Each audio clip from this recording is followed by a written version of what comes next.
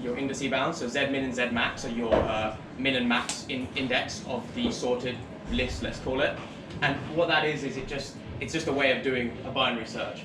So for I to k defined by log of m, so that's just how many iterations you need, worst case, and it will always work. So you have Z, which is the index that you're currently looking at. So you take the midpoint, like binary search once again, and then you take the middle index, and then you get your x at that index. So the sample that's in between your bounds, the sample that the middle index of how confident how the confidence function has ordered them, and then that gives you put it through the confidence function. So now you have your theta, which is your threshold, which your g function will use for abstaining. So that's and then you can calculate the empirical selective risk using so you can form G using that thing. So now G is going to be based on your confidence rate function and that threshold that you've just calculated in line 6. And then you calculate the selective empirical risk in line 8.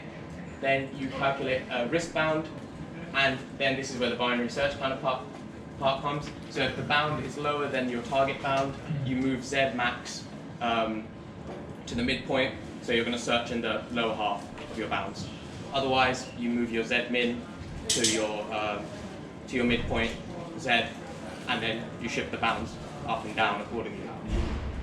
And then your output will be your GK, which will be the selection function that you need to accompany F at the required risk of R star.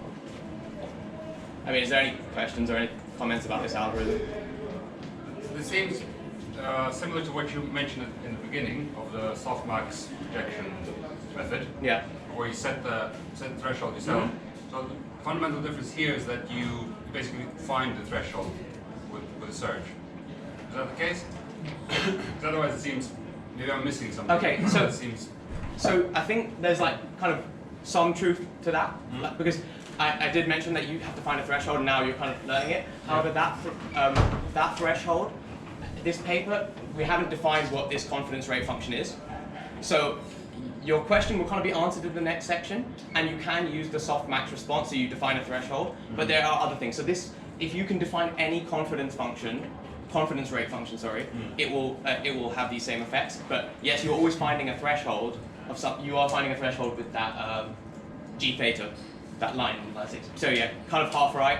I bet you'll see in the next section. Right. You mentioned it was quite expensive to run the algorithm, which would then set the risk parameters for the rejection decision. When you say quite expensive, could you set any parameters to that monetary figure? I don't recall saying anything was expensive other than training several deep neural networks for an ensemble. That one. But that's not what this paper is doing. So the thing I said was expensive was having to train several deep neural networks to create an ensemble of them. I mean, I didn't really comment on this algorithm. In this paper, they do consider Monte Carlo dropout, which is not as expensive as having to train them. But I didn't say this was expensive. I actually don't know what the computation of this is. I think the main computational thing I'd have to work out is how you calculate this B star, because this B star is actually it requires you to solve this equation, which has to be done with some sort of numerical methods, and I'm not too sure how long that would take. But I didn't actually comment on any efficiency with regards to this algorithm I'm talking about. The cost depends from ensemble algorithm that you choose. Excuse me? The cost of the algorithm depends from the lines of algorithms that you put in ensemble, you know? No. Yes. It depends what algorithm you choose for ensemble. I fully do not understand that. But this should go rather quickly, right? Because binary search is mostly log m times whatever cost you have for each step. I think you have to sort it though. Yeah, but this last step doesn't depend on the size of your data, right? As long as you have delta given, this Wait, this solving this. Yeah. Or that, I'm taking too much of a look into this. does it? Oh, because it's some. Yeah, never mind. It's a sum hand. Yeah, this could be.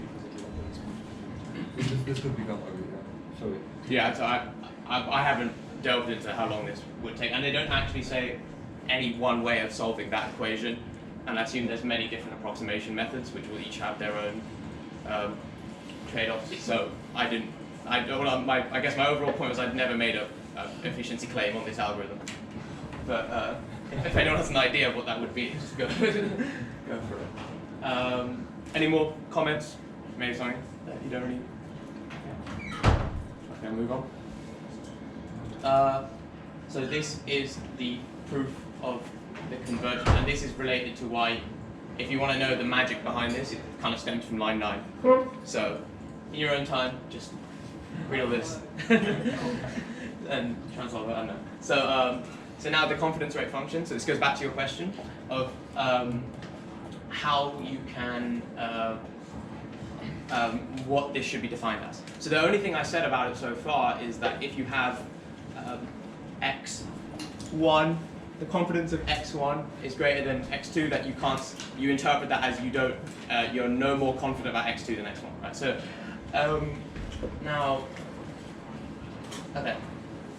So yeah, this is the first paragraph saying that we want to have loss monotonicity, so that kind of just simply said, you get the more confident you're about something, you would expect to have a smaller loss on it. But obviously, I think in practice, this is quite hard to have an ideal confidence rate function that could satisfy that. And the first confidence rate function that they use is the softmax response. So this is what I was talking about initially. So the softmax response is just